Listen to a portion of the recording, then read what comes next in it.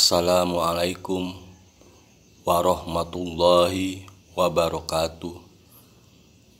Asyhadu an la ilaha illallah wassalatu wassalamu ala rasulillah Muhammad ibn Abdillah wa ashadu anna Muhammadan abduhu wa rasuluh amma ba'd. Pirsawan rahimakumullah. Pada vlog sebelumnya, pada video yang sebelumnya tentang kelahiran kapitalisme, kita sampai pada satu kesimpulan bahwa riba itu adalah doping. Riba bukanlah sebuah sistem atau fenomena baru yang memperkaya sebuah sistem perekonomian.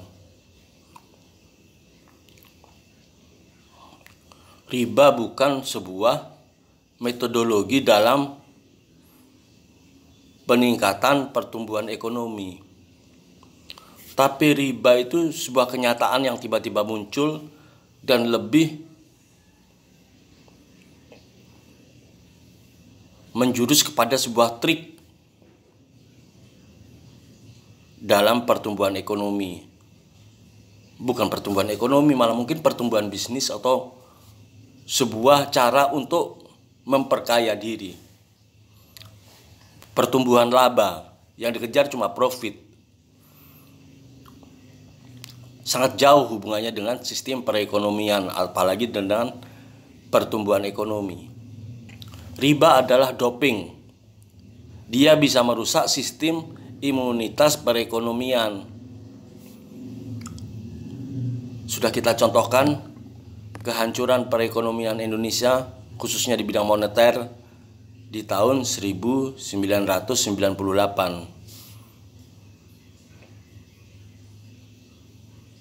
yaitu ketika hutang luar negeri, hutang swasta, hutang pemerintah jatuh tempo secara bersamaan. Dan hilangnya mata uang dolar di bursa valuta asing dalam negeri.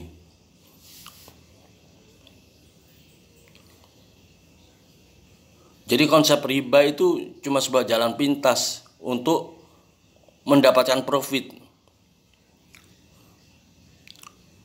Ini tidak seiring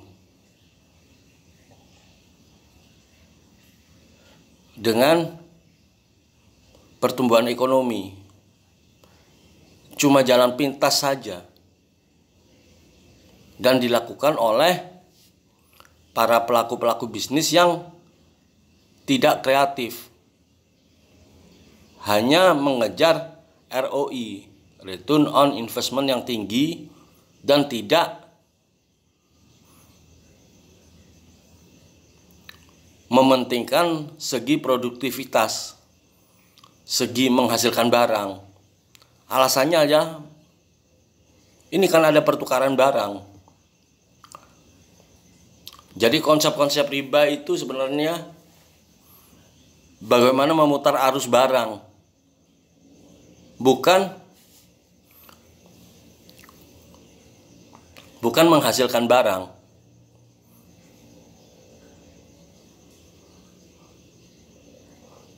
Allah sudah mengharamkan riba. Tapi kita masih banyak yang berusaha mencari alasan pembenaran tentang munculnya riba ini. Kita ngotot menawar, ini bukan riba, ini bukan riba.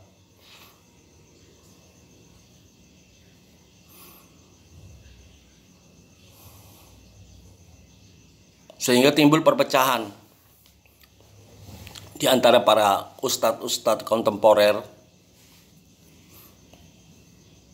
Maksudnya muamalah kontemporer ini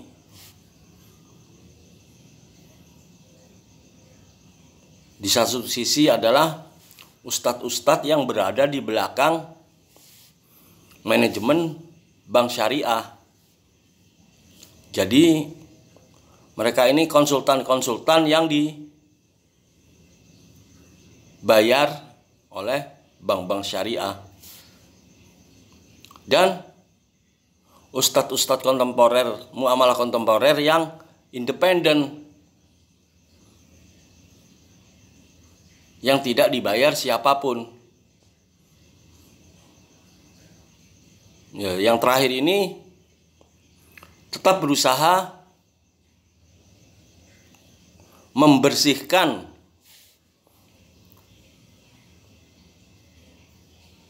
jual beli yang sebenarnya dengan riba. Jadi bagi ustadz kontemporer yang terakhir ini, yang independen ini, mereka berpikir bahwa Allah mengharamkan riba.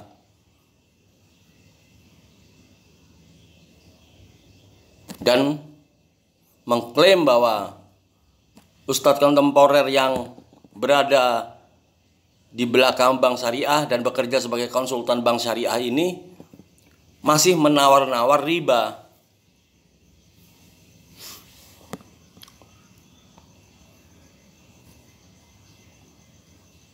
Bagi ustadz kontemporer yang independen ini, jalan berpikirnya, premisnya ialah bagaimana menghindari hutang dan tidak boleh berhutang. Karena jika ada hutang, pasti ada riba.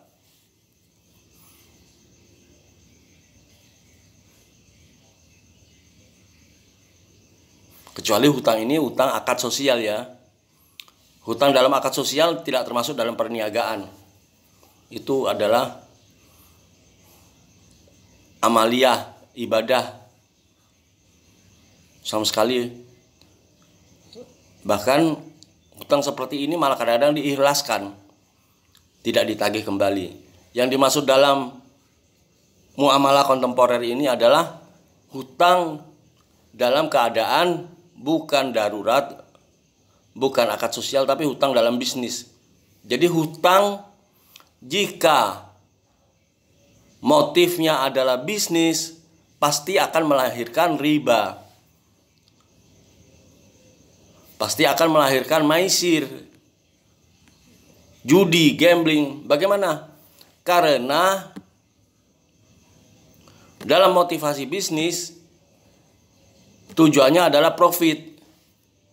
Niatnya adalah profit. Tapi profit itu belum terrealisir.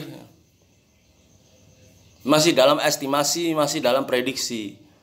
Tetapi konsep mengembalikan keuntungan dalam hutang, interest dalam hutang, bagi hasil dalam hutang yang ditentukan di depan, itu sudah mewajibkan kita untuk membayar sesuatu. Padahal keuntungan belum tentu pasti, belum tentu ada. Tapi kita harus pasti membayar. Itu dalam bisnis.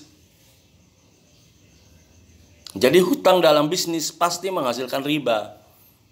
Ini yang ditekankan oleh ustadz-ustadz independen tadi. Rasulullah Shallallahu Alaihi Wasallam bersabda, yang maksudnya secara harfiah berarti, berhati-hatilah kamu dalam berhutang. Sesungguhnya hutang itu mendatangkan kerisauan di malam hari dan menyebabkan kehinaan di siang hari. Hadis ini diriwayatkan oleh Al-Baihaqi radhiyallahu anhu. Semoga Allah ridho pada beliau.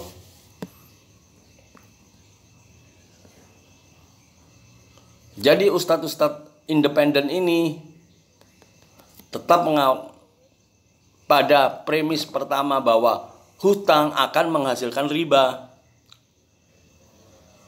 Dalam hal hutang ini motivasinya adalah untuk bisnis, bukan akad sosial. Karena apa?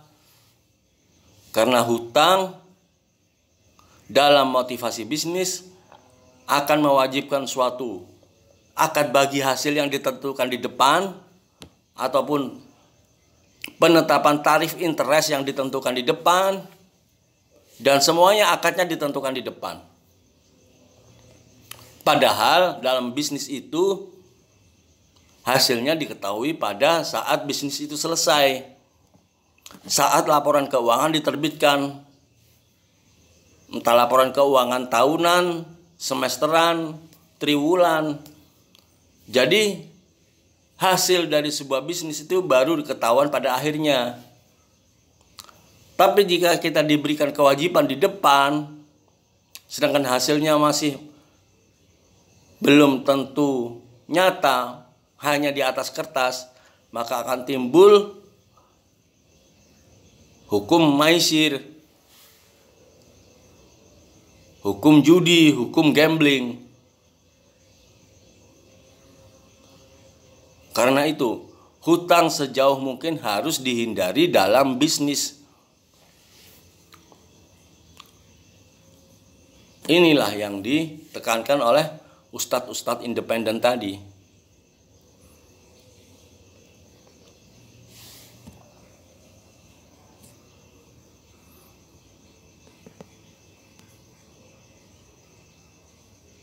Mereka berhati-hati, bersikap warok bahwa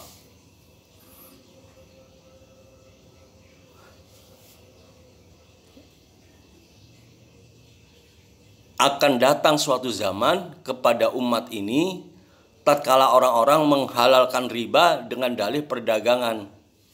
Mereka berhati-hati. Berdasarkan hadis riwayat Ibnu Battah ini, bahwa akan datang suatu zaman kepada umat ini tatkala orang menghalalkan riba dengan dalih perdagangan. Ini perdagangan katanya. Ini perdagangan, ini muamalah. Suatu kenyataan bisnis yang tidak bisa dihindarkan, harus dialami. Padahal menurut ustadz-ustadz yang independen ini, bahwa kita tetap bisa berhati-hati dalam bisnis. Tidak semua fenomena bisnis kita terima. Semua jalan bisnis kita terima. Banyak jalan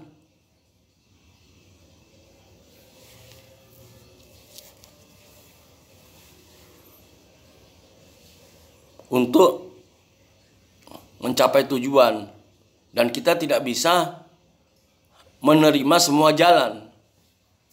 Afwan.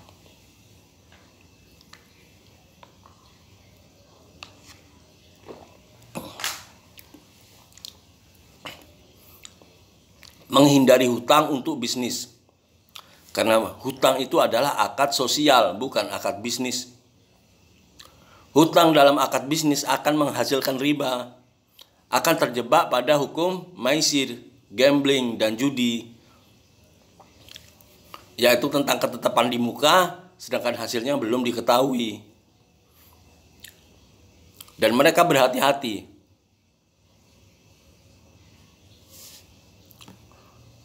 Berdasarkan warning yang diisyaratkan oleh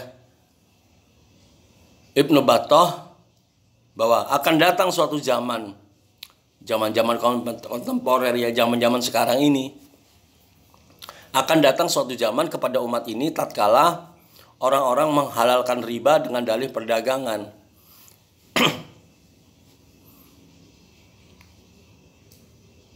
Jadi ustadz independen ini bilang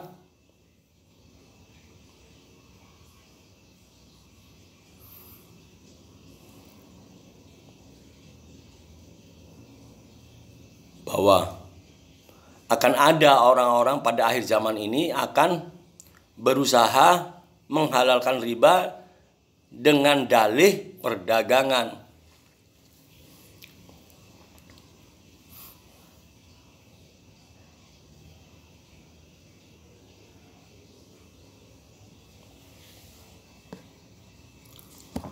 Lalu ada ustadz-ustadz lain, kebanyakan mereka itu menjadi konsultan dari bank-bank syariah.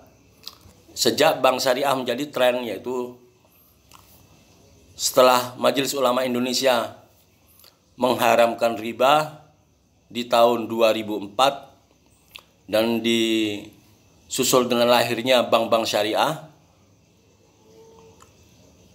maka mulai bermunculan ini banyak konsultan-konsultan syariah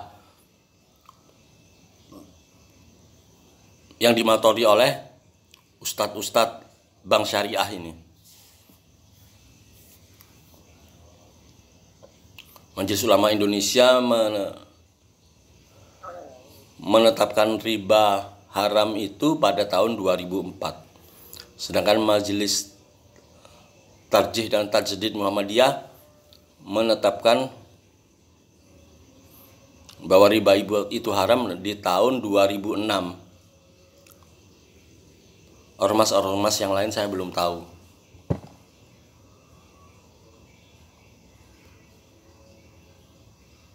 Jadi tonggak sejarah bank syariah itu ya di tahun 2004 oleh Majelis Ulama Indonesia, dan 2006 ini itu yang difatwakan oleh Majelis Tarjih dan Majelis Tajdid Muhammadiyah.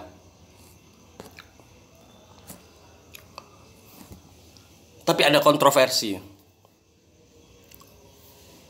Saya harus ungkapkan ini agar diskusi kita berimbang.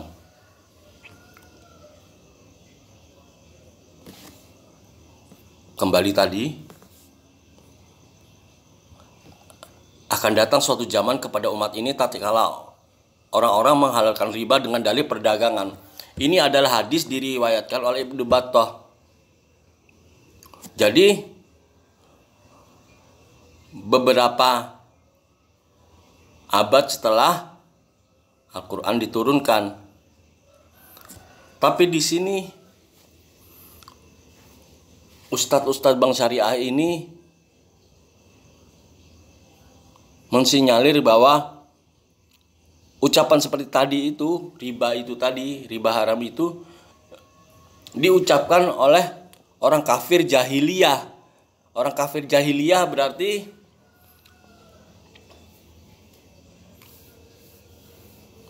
sebelum ayat-ayat Madaniyah turun. Ya kira-kira masih berkuasanya kaum Quraisy di Mekah. Inilah yang diucapkan oleh orang kafir jahiliyah saat mengharamkan riba. Ini orang kafir mengharamkan riba. Jadi agak timbul pertanyaan ini, meragukan. Jadi orang kafir jahiliyah itu orang kafir di zaman masa suku Quraisy masih berkuasa di Mekah. Mereka berkata, tidak ada bedanya antara riba dan jual beli.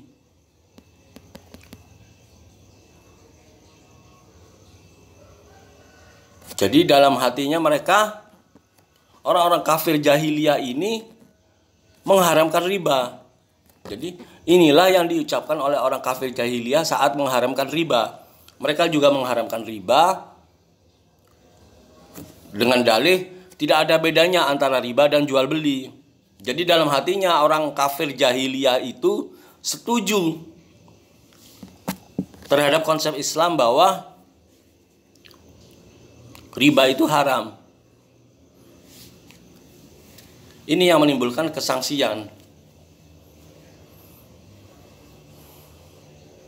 Kemudian Allah membantahnya dengan firman-Nya, mereka berkata atau berpendapat sesungguhnya jual beli itu sama dengan riba. Padahal Allah telah menghalalkan jual beli dan mengharamkan riba.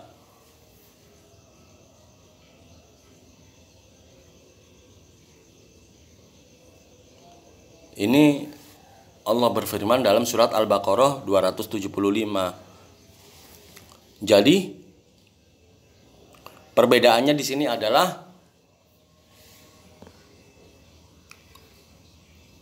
asbabun nuzulnya, turunnya surah ini adalah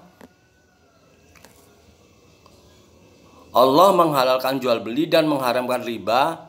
Ini karena review jawaban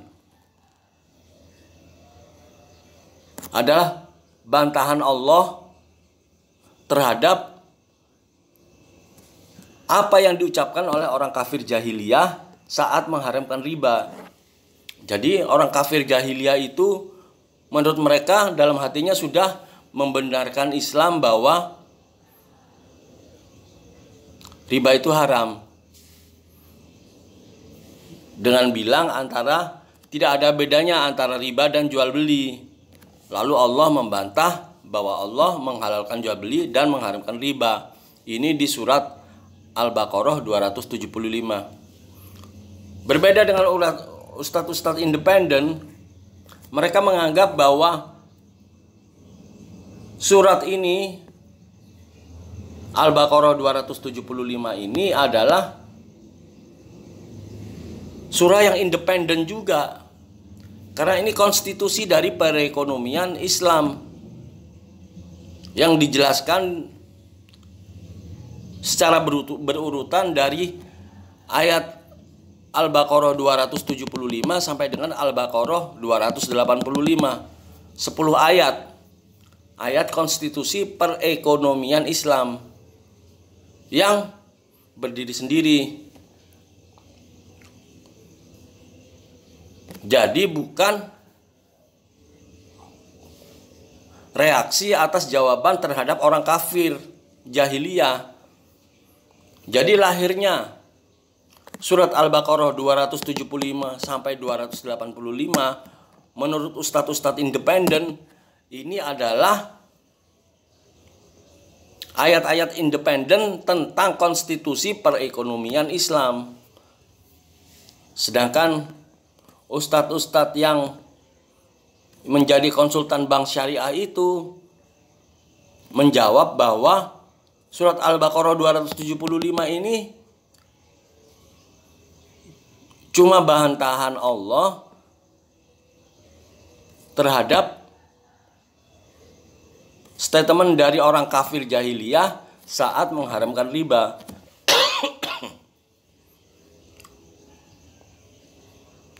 Jadi seandainya masanya sama, Ibnu Battah ini dianggap sebagai orang kafir jahiliyah itu. Karena dia juga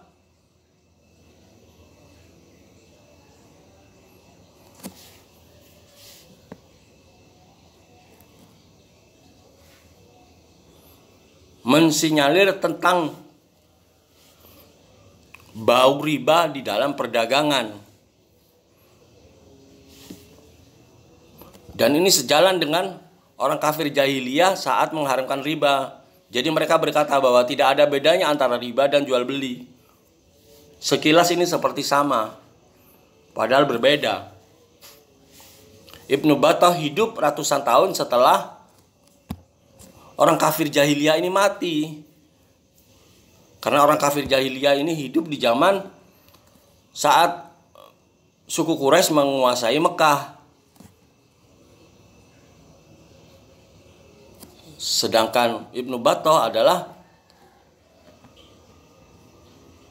perawi hadis yang hidup ratusan tahun sesudahnya.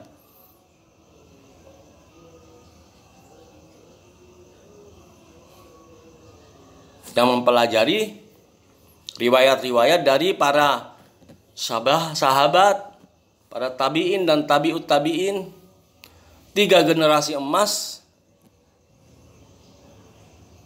yang diyakini masih mewarisi kemurnian ajaran Islam, yaitu 3 generasi pertama, yaitu para sahabat Nabi, kedua para tabi'in, dan para tabi'in yang belajar langsung kepada mereka, yang masih mengalami hidup-hidup bersama mereka. Tapi ini menjadi sejajar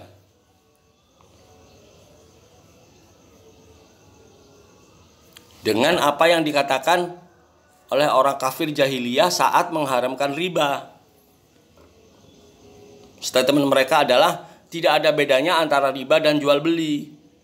Sedangkan Ibnu Battah bilang, suatu saat orang akan menghalalkan riba dengan dalih jual beli. Lalu Allah membantah bahwa Allah menghalalkan jual beli dan mengharamkan riba sebagai surat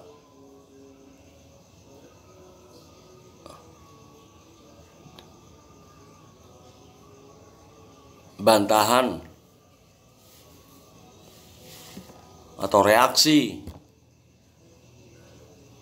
dari orang kafir jahiliyah ini, yaitu di Al-Baqarah 275.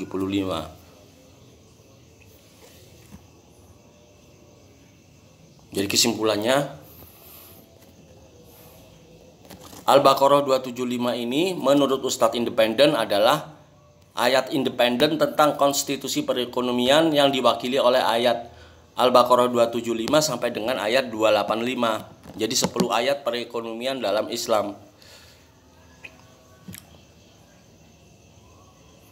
Tapi ustadz-ustadz Bank Syariah menganggap bahwa ini bukan peraturan dasar, tapi cuma sebuah reaksi dari apa yang diucapkan oleh orang kafir jahiliyah. Kedua premis ini yang menjadi dasar perbedaan pendapat, iktilaf antara ustadz-ustadz independen dan ustadz-ustadz yang menjadi konsultan Bank Syariah.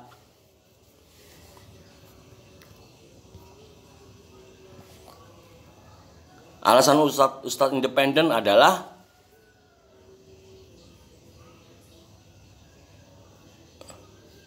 bisnis seperti itu akan menghasilkan hutang. Dan hutang ini harus dihindari. Kebalikannya, ustadz-ustadz Bank Syariah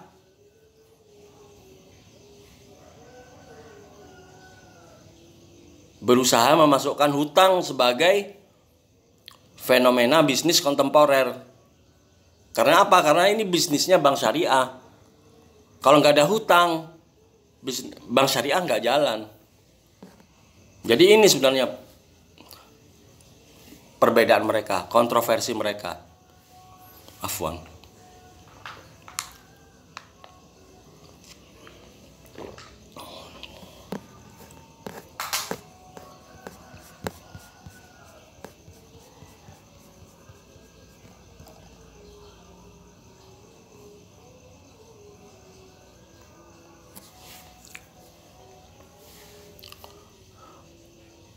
Jadi para ustadz-ustadz yang menjadi konsultan Bank Syariah ini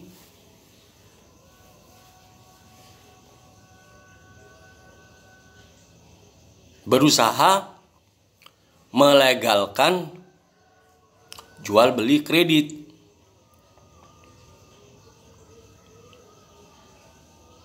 Sedangkan ustadz-ustadz independen tetap melarang jual beli kredit. Karena tidak ada bedanya jual beli kredit dengan riba.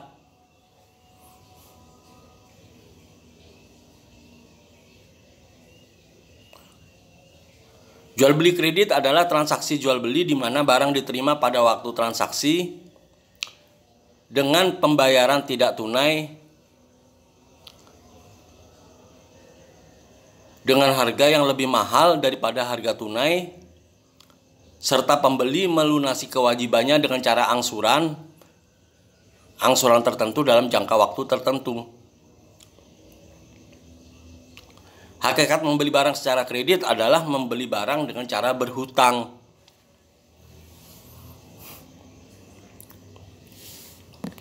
Ustadz independen menolak konsep membeli barang dengan cara berhutang. Karena apa? Karena berhutang itu bukan amalan syar'i dan harus dihindari oleh setiap muslim. Hutang hanya boleh dalam keadaan darurat, jadi bukan dalam akad bisnis. dalam akad sosial saat seseorang tertimpa musibah. Baru hutang itu boleh terjadi. Kalau hutang itu terjadi dalam keadaan baik-baik saja, tidak ada dalam keadaan darurat, maka hutang itu tidak boleh dilakukan karena bukan amalan syar'i. Tetapi ustadz-ustadz bank syariah ini mengklaim bahwa jual beli kredit dibolehkan dalam Islam. Islam, dia bilang bahwa jual beli kredit dibolehkan dalam Islam sebagaimana hasil keputusan Majma' Al-Fiqh Al-Islami, Divisi Fikih Organisasi Konferensi Islam nomor 51 tanggal 2 bulan Juni tahun 1990 yang berbunyi boleh melebihkan harga barang yang dijual dengan tidak tunai daripada dijual tunai, dan harganya dicicil dalam jangka waktu yang ditentukan.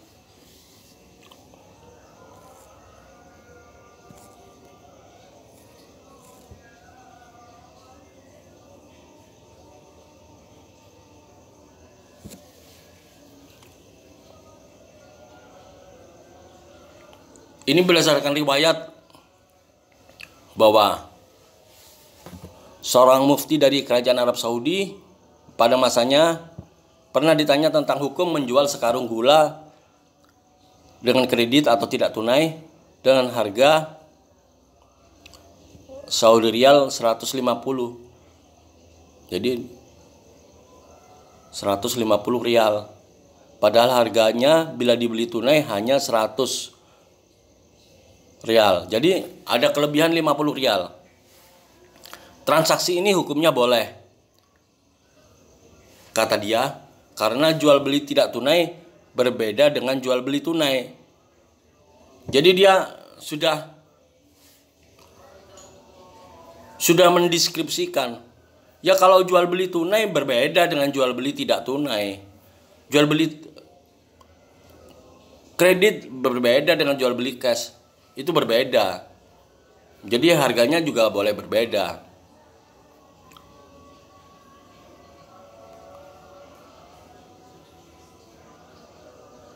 Jadi transaksi ini, jadi kalau dibeli kontan harganya 100 rial, kalau dibeli kredit harganya 150 rial, ini hukumnya boleh katanya. Karena jual beli kredit berbeda dengan jual beli cash. Jadi jual beli tidak tunai berbeda dengan jual beli tunai. Jual beli kredit berbeda dengan jual beli kontan. Dan katanya umat Islam telah melakukan transaksi ini sejak dahulu.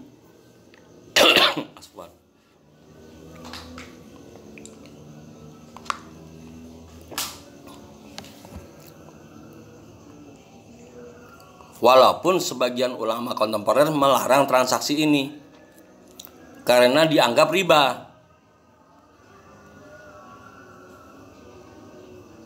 Jadi dia juga bilang bahwa sebagian ulama juga melarang ini.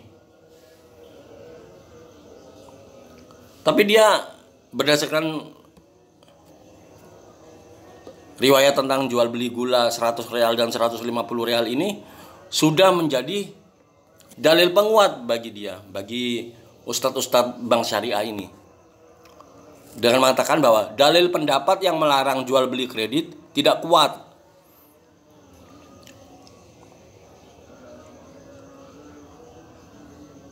Alasannya tidak disebutkan. Dia hanya bilang bahwa dalil pendapat yang melarang jual beli kredit tidak kuat.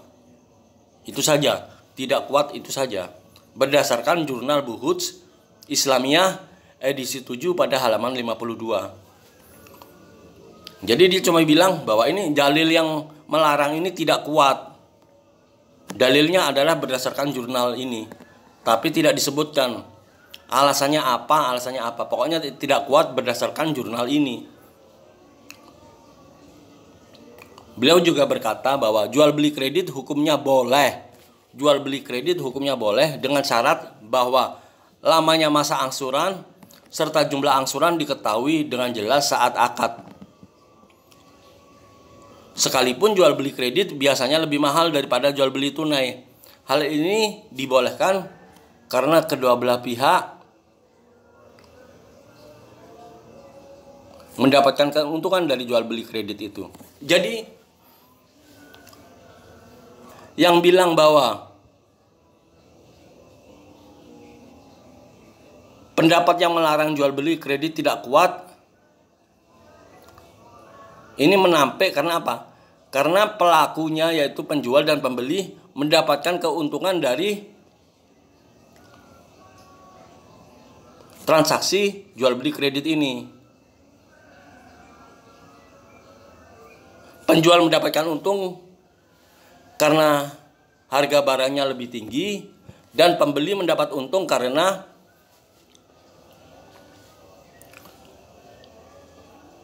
mendapatkan tunggakan pembayaran. Jadi dalilnya, pertama dia mengatakan bahwa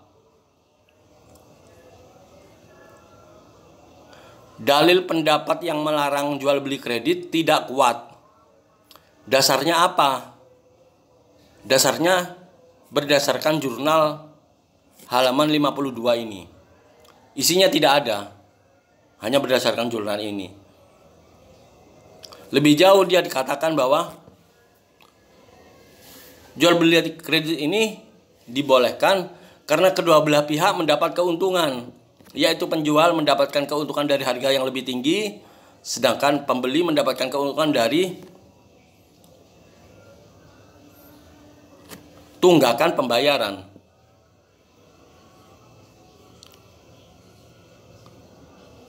Jadi kita simpulkan sekali lagi, jual beli kredit ini diperbolehkan dengan alasan kedua belah pihak diuntungkan. Jadi dasarnya adalah akad.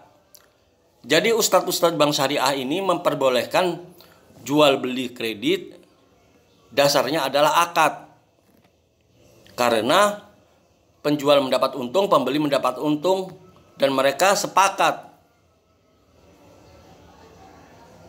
Sedangkan ustadz independen bilang, sekali haram, sebuah akad walaupun disepakati oleh kedua belah pihak, akad ini tidak boleh menghalalkan sesuatu hukum yang asalnya adalah haram.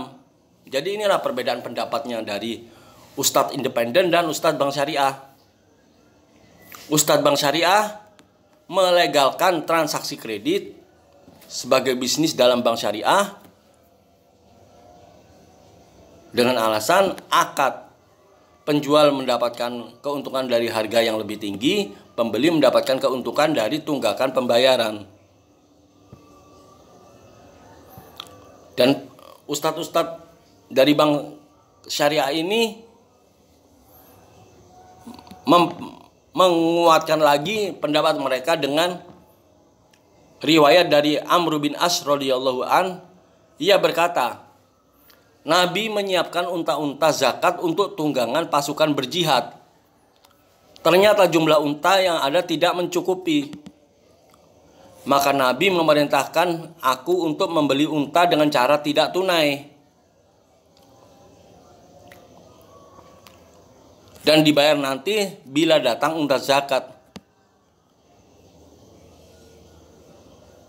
Maka aku beli seekor unta dengan bayarannya ialah 2-3 ekor unta yang lebih muda. Jadi untanya dibayar dengan lebih muda, yang dibayar setelah unta zakat datang. Dan tatkala unta zakat datang, maka Nabi membayarkan. Ini hadis riwayat Ahmad. Sanad hadis ini dinyatakan sahih oleh Arnaud. Dalam hadis di atas dinyatakan bahwa Nabi SAW membenarkan. Ini dasarnya dari ustadz-ustadz bank syariah itu tadi.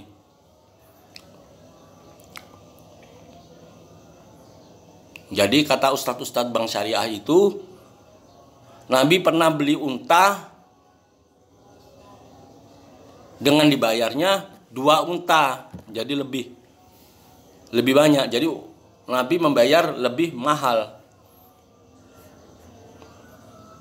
Tapi ini ditampik oleh ustadz-ustadz independen. Mereka bilang Nabi membayar lebih bukan karena riba, bukan karena melebihkan harga, tetapi unta yang dibayarkan oleh Nabi itu untanya lebih kecil, unta-unta yang lebih muda.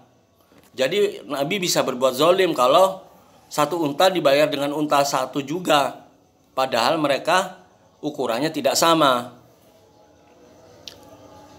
Jadi itu dasarnya Ustadz independen. Sedangkan Ustadz Bank Syariah bilang bahwa Nabi juga bayar lebih. Satu unta dibayar dengan 2 unta.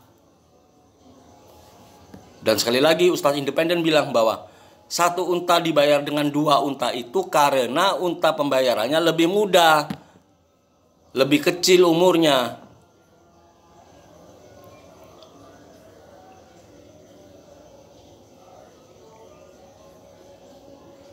Tapi ini tidak menjadi pertimbangan bagi ustadz-ustadz Bank Syariah. Ustadz-ustadz Bank Syariah berkata bahwa satu unta dibayar dengan 2 unta itu boleh jika ada tempo, yaitu saat unta zakat datang. Jadi karena unta zakat belum datang, Nabi berhutang unta kepada pedagang unta.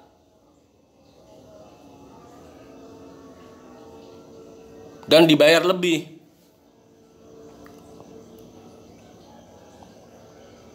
Satu unta dibayar 2 unta. Dan bayarnya nanti. Ada tempo setelah unta-unta zakat datang. Tetapi Ustadz independen menampik bahwa pembayaran lebih Rasulullah ini karena unta yang dibayarkan umurnya lebih muda, ukurannya lebih kecil. Jadi tidak mungkin dibayar satu unta dibayar dengan satu unta sama, karena ukurannya berbeda. Unta yang besar, yang kuat, yang layak untuk maju ke medan perang untuk tujuan pasukan berjihad dibayar dengan unta-unta anakan yang kecil. Ini akan dolim hukumnya kalau pembayarannya satu unta dibayar dengan satu unta. Jadi dilebihkan. Tapi alasannya bukan riba, alasannya adalah keadilan dan tidak merugikan orang lain. Ini tidak menjadi pertimbangan bagi ustadz-ustadz Bank Syariah. Pokoknya Nabi sudah membayar dengan tempo dan Nabi membayar 2 ekor untuk 1 ekor.